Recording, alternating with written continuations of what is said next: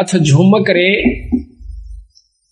पृष्ठ नंबर 670 सतगुरु गरीबदास महाराज की वाणी के ग्रंथ साहिब का पृष्ठ नंबर 670। नाभ कमल में बैठिए रे झुमकरा, चल बंक नाल के घाट सुनो रे झुमकरा।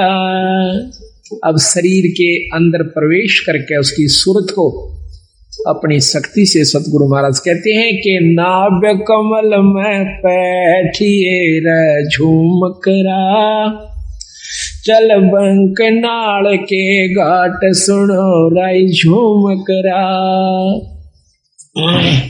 नाभि कमल अंदर सूरत समो और नाभि कमल है सुंडी के पीछे ने, इसमें चलिए और वहां से फिर बंक नाल एक नाड़ी से पतली सी उसके महा का प्रवेश जब ये सुरत करती है वह नाड़ी सुरंग के समान लगती है।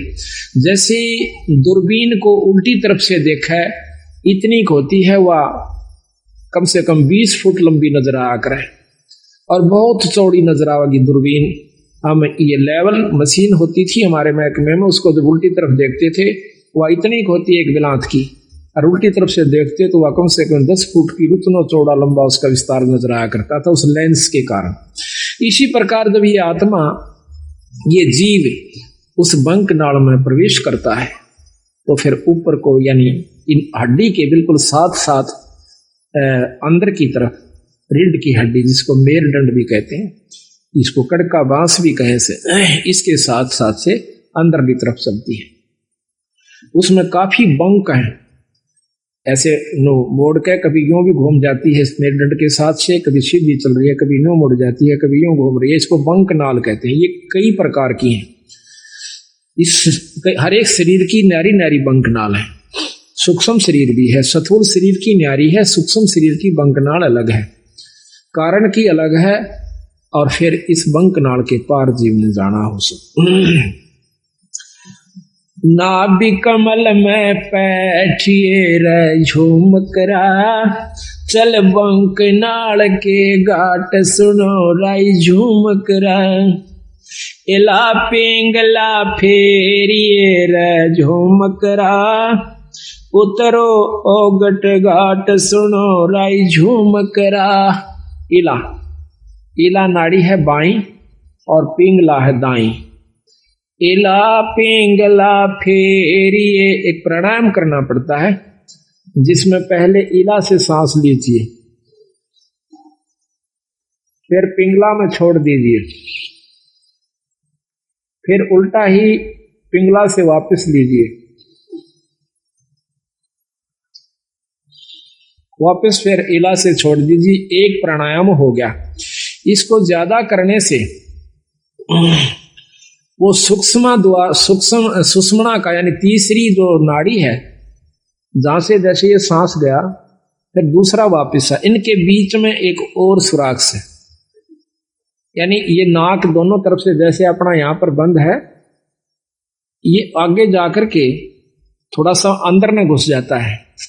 अंदर में घुस के इसके अंदर आर पार स्थान है, जैसे को पशु का नकेल गाल दे नाक फोड़ के और उसमें सुराख, ऐसे इसमें बीच में सुराख है एक बहुत बारीक, और उस सुराख में फिर एक और सुराख है जो ऊपर न चढ़ता है, वो सुषुम्ना द्वार है। तो वहां कहते हैं सुषुम्न सुरत लगाइए रे झुमकरा, वो खोलो बजर कपाट सुनो रे झुमकरा। अंदर जो वस्तु है वो वहां से शुरू होगी, वो अंदर बजर कपाट से और वो सतगुरु के नाम की कृपा से खुल सकते हैं। योगी लोग अपनी साधना से खोलते हैं, बहुत वर्ष बीत जाते हैं, और नाम की कृपा से सतगुरु की रजा से इस नाम का इतना प्रभाव होता है, अंतःकरण साफ होकर ये रोम रोम करनाने लग जाएगा। आत्मा समय समय पर रह रहकर ईश्वर को रोना शुरू कर देगी, तो समझो आपका सब कुछ खुल गया, सुषुम्ना भी खुल गई, ब्रह्मरंध्र भी खुला हुआ है। तो जब तक प्रेम जीव में नहीं आता तब तक मुक्ति का अधिकारी नहीं होता। जब सत्संग सुनकर उसकी आंखों में तो पानी नहीं पड़ रहा है, या सुमन करते हुए अंतःकरण में उसमें ठेस नहीं लग रही है तो भक्ति प्रवेश नहीं हो पाई है। कोशिश कीजिए और ज्यादा। नाम सुमरण आप कर रहे हो तो सुमरण अपने जगह जमा हो चुका है, आपका हो रहा है, लेकिन अभी कमजोरी फिर होगी। उसका एक और तरीका, फिर सेवा कीजिए। आप सेवा करके देखियो किसी धाम पर अपने बंदी छोड़ के पर अपनी सत्संग में हाथ से सेवा करके देखना, और हो सके तो बर्तन तक साफ कीजिए, हो सके तो जूते तक भी साफ कीजिए, फिर देखना आपका सब कुछ खुल जाएगा। पर ये काम नहीं हो, ये होगा जो बात बनेगी। हम एक बार दिल्ली गए हुए थे, अभी 5-6 महीने हुए, फोटोओं के सिलसिले में एक गुरुद्वारे में चले गए। हमने ये चंवर लेना था। उस गुरुद्वारे जब हम जाते हैं तो हमारे जूते निकलवाए कि जूते निकाल दो। जूते निकाल करके टोकन दे दिया और एक ने जूते लिए हाथ में। प्रथम तो उसने साफ किए, माथे से लगाए, फिर दूसरे को दे दिए कि वहां रख दिए, फिर उसने अपने रुमाल से जो लाया हुआ था साथ उससे साफ किए। रुमाल को भी मत्थे से लगा और हमारे जूतों को भी मत्थे से लगा करके, और एक खोखा सा बना हुआ था जूतों का अलग से उसमें धर दिया। अब क्रिया तो वो कर रहे थे और शरीर में गुदगुदी मेरे हो रही थी कि बंदी छोड़े। ऐसा भाव जब हो जावे तो फिर बाकी कुछ नहीं रहता, और सही नाम मिल जावे। तो इतना ये सब व्यवस्था बनाने के लिए इस सत्संग की आवश्यकता पड़ती है, ऐसे समागमों की आवश्यकता पड़ती है।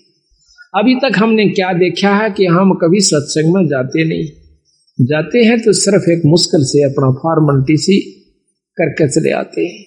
लाभ तो उसका भी है, ऐसा नहीं है, लेकिन वही बात आओ भाई, जितना गुड़ गिरेगा उतना मीठा होगा। यही कारण से थोड़ा सा हिम्मत करो, क्योंकि सबसे बड़ा हमारा अभिमान अहंकार राक्षस है। जब हमने मत्था टेक दिया, जब हमने लंबी डंडौत ही कर दी, फिर कसर कौन सी राख ली? उसके बावजूद फिर अकड़ काहे की? जब सर्व सौंप दिया तो फिर अकड़ नहीं। इसको करके देखो कभी तो कितना आनंद आता है। आप सत्कर मान लियो, मुझे तो आप मतलब समय नहीं देते, मैं अब भी आपके जूते साफ कर दूं, ठाकर दर दूं, मुझे कोई ये एक मात्र भी ये नहीं है कि मैं बहुत बड़ी पर उस पर पहुंच चुका हूं ना। ये जीव जब तक इस सृष्टि में है वो कुछ भी नहीं है। यहां से निकल ले जब जानिए तो हमारे अंदर ये बात कभी भी घर नहीं कर दी कि मैं संत हो रहा हूं और मेरे सैकड़ों हजारों से सो गए, मैं बहुत बड़ा बन गया। कुछ भी नहीं हो, जीव का जीव हो। अगर ये यहाँ से छुटकारा नहीं हुआ, अगर आखिर में भी पैर उलझ गया तो भी जो का त्यों है, चक्कर फिर लंबा चौड़ा से। महाराज की कहते हैं कबीर, मन के मते ना चालिए, इस मन का के विश्वास, और साधु जब लग डर कर, जब लग पिंजड़ सांस। जब तक तेरे शरीर में सांस है ना, तब तक बिरा रहना सावधान है। अड़ब बड़े बड़े बिगड़ गए। ऐसे ऐसे ऋषियों का प्रमाण मिलता है, पाराशर जैसे, श्रृंगी ऋषि जैसे, जो सारा दिन में एक बार वृक्ष की छाल का जीभ लगाया करती थी और उससे उनकी भोजन तृप्ति हो जाया करती थी। ऐसी साधना उन्होंने एक खेचरी मुद्रा से कर ली जाती है। अब कबीर गरीबदास जी ने बताया कि देख वायु के रोला से एक खेचरी मुद्रा होती है, उसको जीभ अपनी उठाकर और वापस लगाई जाती है तालू के ऊपर। इसका अभ्यास कर लीजिए आप लगातार, आपके शरीर में एक अमृत श्रवण हो जाएगा, अमृत टपकना शुरू हो जाएगा। इस तालू के ऊपर या जीभ से ऊपर लटके से ना, इसके ऊपर एक अमृत सरोवर है, उसमें अमृत है हमारे शरीर में, पानी सा है। और जब इसको हम ऐसे जीभ को वापस मोड़ कर और उसको लगा लेते हैं तो वो अमृत हमारे शरीर में प्रवेश करना शुरू कर। उसमें एक सुराख सा बारीक सा, इतना बारीक है कि बाल हो से ना, बाल से भी कम है वो सुराख। और जब हम वापस जीभ मोड़ते हैं तो वो वहां से थोड़ा सा, उसके ऊपर एक पत्ता रखा हुआ है, बहुत मामूली सा, यानी सुराख वो होगा तो उसका ढक्कन कितना का होगा ये भी हिसाब लगा। तो वो थोड़ा सा उसका भी चौथा हिस्सा खिसकता है। उस बाढ़ से भी कमजोर स्थान पर दूरबीन भी मुश्किल से देख पाओ सुराख को। और फिर उसके ऊपर से वो थोड़ा सा खिसक जाता है, ऐसा करने से, ये अभ्यास से, तो उसमें से वो थोड़ा सा अमृत आ जाता है, तो भूख प्यास खत्म हो जाती है। तो वो सारा दिन में एक बार कहते हैं ऐसे जीभ लगाया करता था। तो उसको जीभ लगाया करता था, तो एक राजा ने उसको, उसने सोचा कि तेरे को बहुत बड़ी उपलब्धि होगी है। वो अयोध्या के एक थोड़ी सी बनी होती है जो गांव से बाहर, शहर से बाहर थोड़ा सा जंगल होता है, उसमें बैठ गया आकर। अब देखा, एक ने देखा, दो ने देखा, चार ने देखा, गांव में शहर में सुरसराट मच गया कि एक महान संत आया हुआ है, सारा दिन समाधि में रहता है, एक बार जुबान लगावे से वृक्ष के और कुछ नहीं खाता। आसपास के दर्शन करने की खातिर टोल के टोल जान लग गए, औरतें भी, बहन भी, बाई भी सब दर्शन कर कहा, पर वो आंख कौन खोला है, नो बैठा रहा। बहुत सुंदर शरीर, नौजवान। कहते हैं राजा दशरथ की लड़की शांता नाम था उसका। राजा दशरथ के शांता होने के बाद कोई पुत्र प्राप्ति नहीं हुई। कौशल्या से उत्पन्न हुई थी, बड़ी लड़की औरत से, केकई से, कौशल्या से। तो उसके बाद कोई संतान नहीं हुई। तो कौशल्या जवान हो, शांता जवान होगी थी, वह भी देखने जाया करती थी ऋषि ने। तो उसने क्या किया, राजा की लड़की थी, और तो डरे थी, पर राजा की लड़की थी, उसने क्या किया, शहद लेगी साथ में। जहां पर भी उस ऋषि ने ऐसे जुबान लगाई, उसने देख लिया, वहां पर थोड़ा सा शहद लगा दिया पहले से। जब ऋषि ने अगले दिन उस पर जुबान लगाई, फिर शांत हुआ। अगले दिन फिर लगा दी, फिर शांत हुआ। तीसरे दिन उसने आंखें खोल ली, सामने शांता बैठी है। तो वो भोजन भी साथ बना के ले जाया करती कि जिस दिन आंख खोले महाराज को मैं भोजन कराऊं। भोजन करा दिया। कहने का तात्पर्य यह है कि आखिर में श्रृंगी ऋषि और शांता का विवाह हो जाता है। राजा दशरथ विवाह से मना करता है कि मैं ब्राह्मण के घर में क्षत्रिय को नहीं, क्षत्रिय की लड़की का शादी नहीं कर सकता। शांता उनके साथ चली जाती है, रामचंद्र जी की बहन। तो महाराज कहते हैं श्रृंगी ऋषि से वन में मोहे, यानी इस मन का कोई भरोसा नहीं। सतगुरु महाराज कहते हैं सावधान रहने में फायदा है। तो साधु जब तक डर रहे, जब लग पिंजर श्वास, जब तक अपने आखिरी शरीर में भी को थोड़ा बहुत भी रह रहा है, तब तक बच के रहने में फायदा से। ना जानिए कब और के को मत पैदा कर दे, वह मन खुद काल है। तो यहां बताते हैं कि वो खेचरी मुद्रा करने से उसमें ये शक्ति आ जाती है शरीर में, तो फिर परमात्मा प्राप्ति नहीं है उससे। हम उसी को ये मान लेते हैं कि इसको बहुत लाभ हुआ, ये बहुत बड़े संत है। अब देखिएगा, इस कुत्ते ने एक बार इसको रेन लाइए भगत जी, एक टूक गिर दे, और इसकी ये फिल्म लेना भगत जी, इस कुतिया की। अब इसको देख कर भी कालजा नहीं हिलता है, एक रोटी गिर दो इसको, वो आप जाना भगत जी वहां पर, वो फिल्म कुत्ती की देख पूरी अच्छी तरह उसकी खाज लगी हुई है, कि हाल हो रहा है इस बेचारी का। और ये भी कभी मनुष्य शरीर में थी, ये कभी प्राणी भी होगी, पटरानी भी होगी, आम औरत भी रही होगी, मनुष्य भी रही होगी। आज इसकी क्या हालत हो रही है, एक टूक की खातिर, एक रोटी खातिर या दर दर भरम रही है। और हम अब भी आंख नहीं खोलते, इतना ज्ञान हुए पाछे भी, तो भाई बहुत कमजोरी में स्वाब। तो महाराज कहते हैं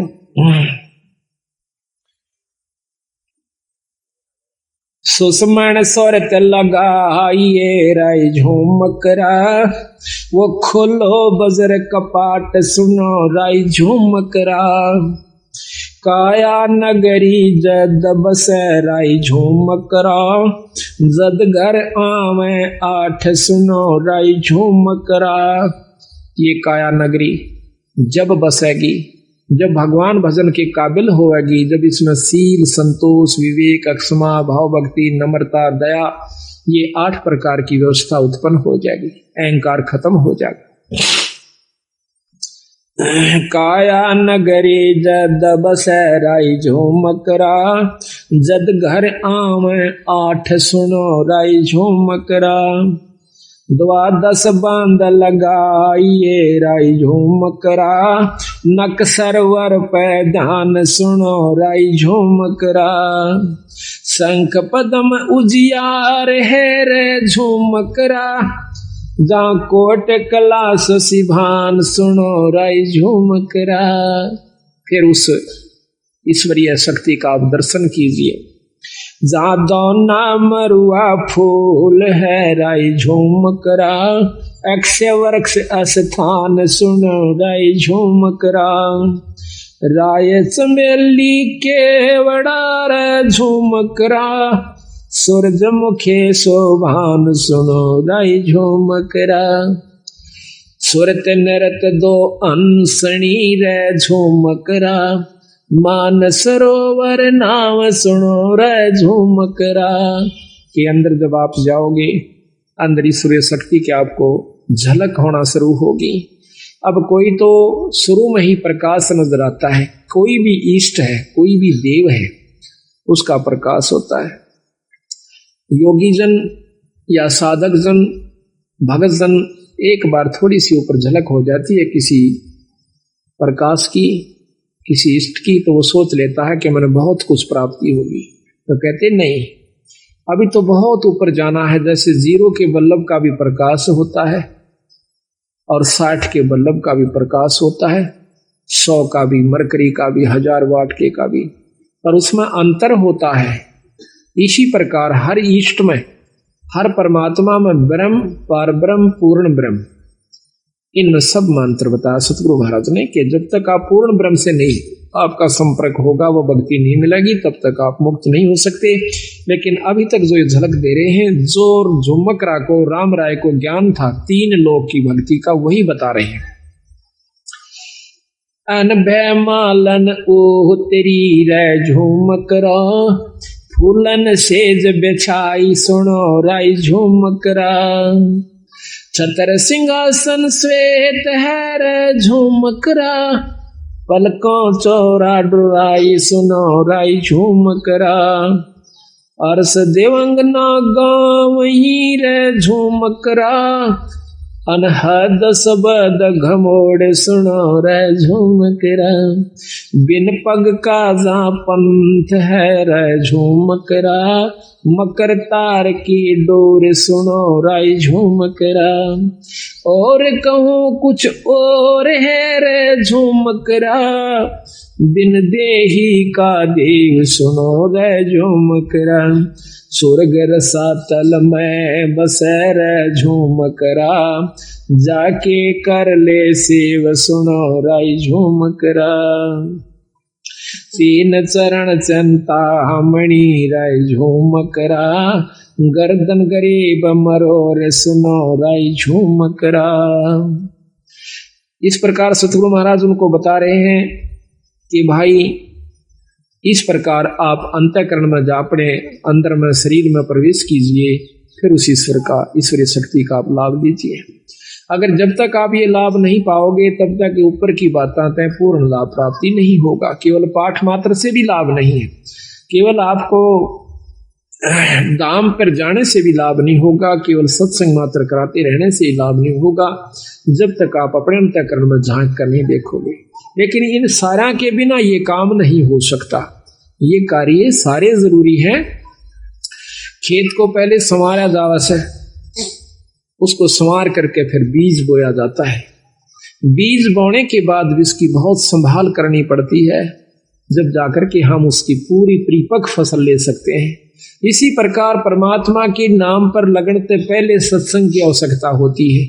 नाम लेने के बावजूद सेवा, सत्संग और दान धर्म की पूरी आवश्यकता पड़ती है। साधुओं की सेवा, संतों की सेवा, सत्संग की सेवा, ये भी साथ चलेगी। जिस प्रकार खेत में बीज बोने पाते हैं, उसमें खाद, पानी, रखवाली, सारी चीज की आवश्यकता पड़ती है। ठीक इसी प्रकार नाम ले लेने मात्र से कोई न सोचे कि ईब में अपने आराम से घर बैठकर ही भक्ति कर सकते हो, घर बैठ करके। पर आज के युग में इतना सुलभ नहीं है कि आप घर बैठ करके ही इन बुराइयों से बचे रह सकते हो। ये तो बार बार जैसे कितना ही सुथरा मकान हो और सारे के चिप्स ला रखी हो उसको आप बंद कर दीजिए। एक हफ्ते के बाद खोलिए, उस पर दो सूत है, उस पर धूल जमी मिलेगी। जबकि खूब बंद कर दिए खिड़कियों को, दरवाजों को, फिर भी उसके ऊपर डस्ट यानी धूल जमी पाओगी। मेज पर देखना कपड़ा मार के एक हफ्ते के बाद। इसी प्रकार अगर आप सत्संग में नहीं आओगे तो आपके अंतःकरण में इतना मैल जमा हो जाएगा और एक समय ऐसा होगा कि आपको सुमरण और सत्संग कड़वा लगने लग जाएगा। आज आपने प्यारा लगे पर उस समय ये आपको सुहावा नहीं गा। कई बार आप पाठ करना चाहते हो, नित्यनेम नहीं कर पाते। कई बार नाम पर लगाना चलते हो, मन को मन नहीं लगता, कहीं और उलझेड़े मुड़ जाता है। कोशिश करने से भी नहीं लगता, उस दिन आनंद नहीं आता आपको। कारण क्या है कि आपके अंतःकरण में कोई मैल आ गया, किसी कारण से भी, किसी की द्वेषता का, किसी प्रिय मित्र की और कोई अप्रिय घटना का कोई भी विक्षेप आ चुका है, जिसके कारण आपको वो प्रिय वस्तु आज फिर अप्रिय होगी। तो इसी प्रकार सत्संग में आने से जानकारी होती है कि ये कोई काहू का है नहीं, झूठा संगी साथ या कोई किसी का नहीं। कबीरा चंता तो सतनाम की और ना चंता दास, और जय कोई चंता नाम बिना वह काल की फांस। ये काल की पास है, काल इसको फंसा के रखने की खातिर उसके मन में सो विक्षेप क्रोध अहंकार या कोई चिंता फिक्र बनाए रखे कि कहीं ये भक्ति भाव में ना लग जाए। तो उस दिन और ज्यादा भक्ति करे, परमात्मा का नाम लेवे, कोई किताब धार्मिक पढ़ लेवे, अपने गुरु से मिलन की कोशिश करे, संत से मिलन की कोशिश करे, आसपास कोई सत्संग हो तो उसमें जाने की कोशिश करे, ताकि आपके मन का जो अंतःकरण के अंदर जो विकार आया हुआ है वो ठीक हो जाए। घर में नहीं ठीक हो सकता, या तो सुमरण आदि करे, ना चाहते हुए भी करे उस सुमरण को, उस दिन फिर आप ठीक हो जाओगे। इसी प्रकार सत्संग की आवश्यकता पड़ती है। तो ये बहुत लंबा प्रकरण कबीर साहब ने दिया है, गरीबदास जी ने दिया है, उनका बारे में जो मकरा को बताया है। इन्होंने ऊपर बताया कि इससे ऊपर एक और शक्ति है भाई, वो क्या है? ब्रह्मा विष्णु महेश से, क्योंकि वो खुद भी विष्णु उपासक थे राम राय जी।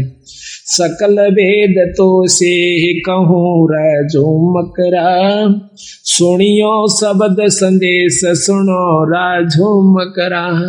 अब ये योगियों का मार्ग तेरे बस का को ना भाई राम राय, ये ना तो आप ऐसा साधन अपना सकते, ना इतना समय आपको मिल सकता। अब बताता हूं सही भेद। एक शब्द संदेश, गुरु से उपदेश लिए पूरे संत है, नाम वो भी हो जो वही हो जो कि प्रमाणित है, फिर वो गुरु के पास वो सार नाम हो, और सार नाम के बाद आपको शब्द प्राप्ति करवावे।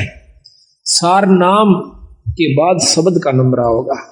तो जब तक शब्द प्राप्ति नहीं होती तो भी आप पूर्ण मुक्ति के अधिकारी नहीं हो पाओगे। तो इतना गजब काम है।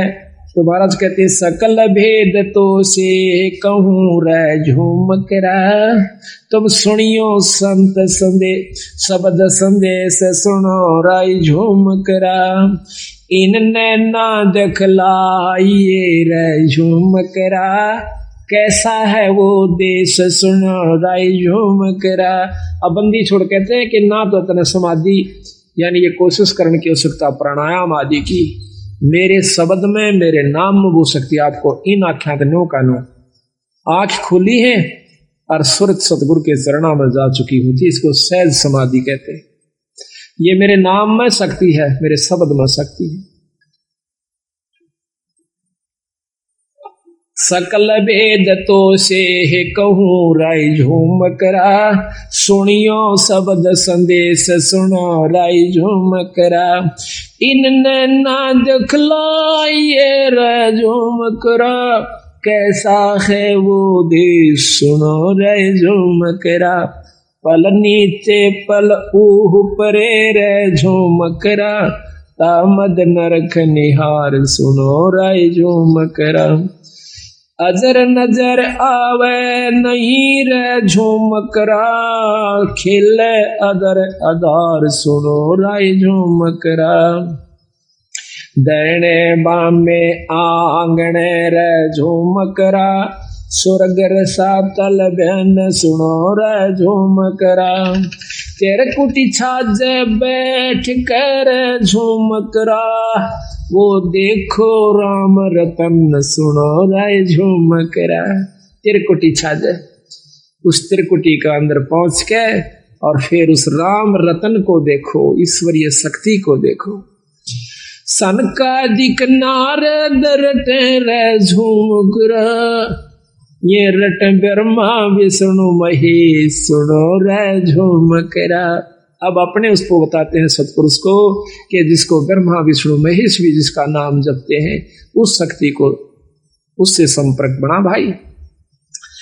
सहस फुना मुख गावई रे झूमकरा, ये दान धरत है से सुनो रे झूमकरा।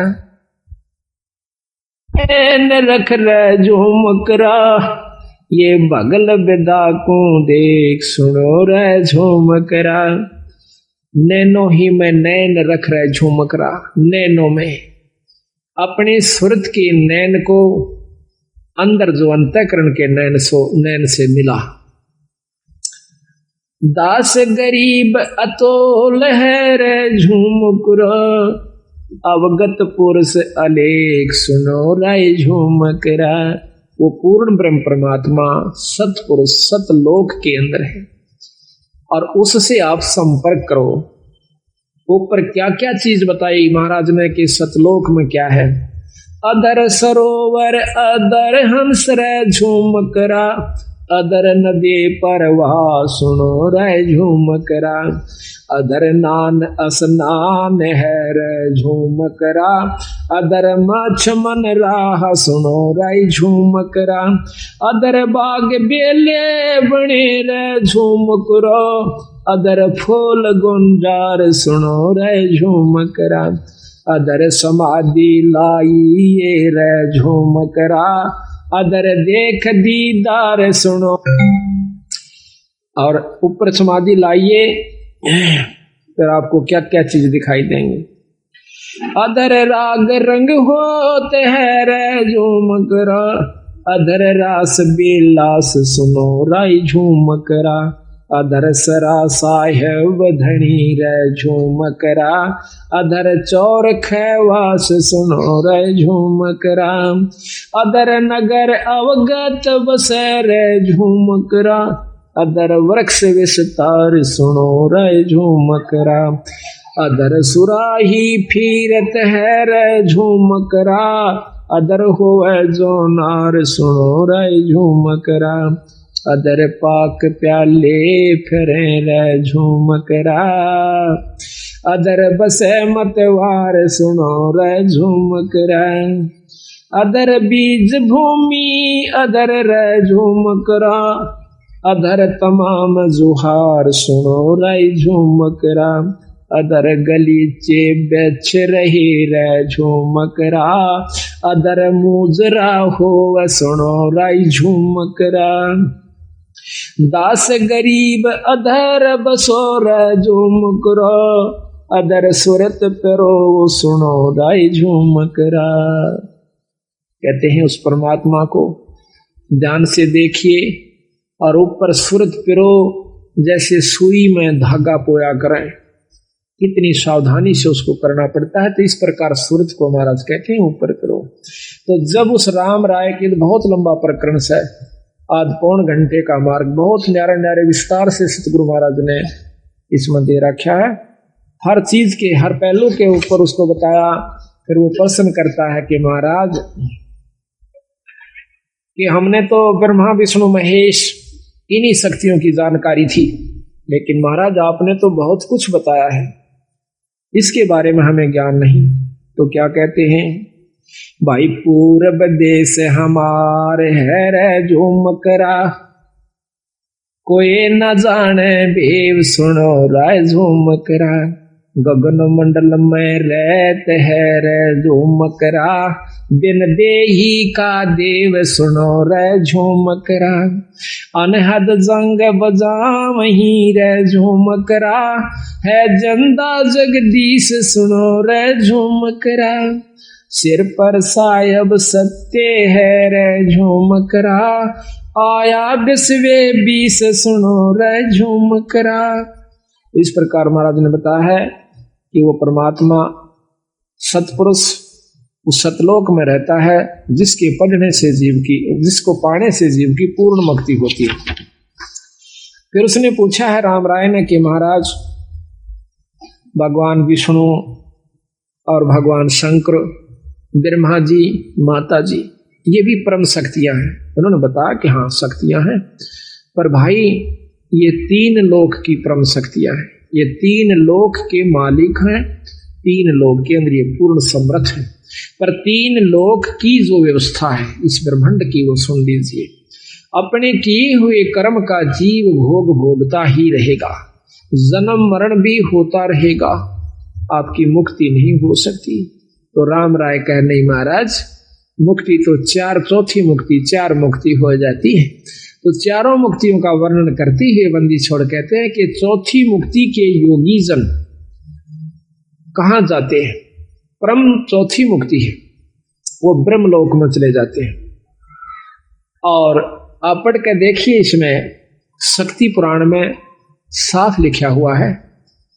और सुख सागर है एक बहुत अच्छे संत के द्वारा रचित, उसने लिखा है कि जो योगी जन बहुत अच्छी समाधिस्थ होकर के और बहुत अच्छी साधना कर लेते हैं, वो ब्रह्मलीन हो जाते हैं।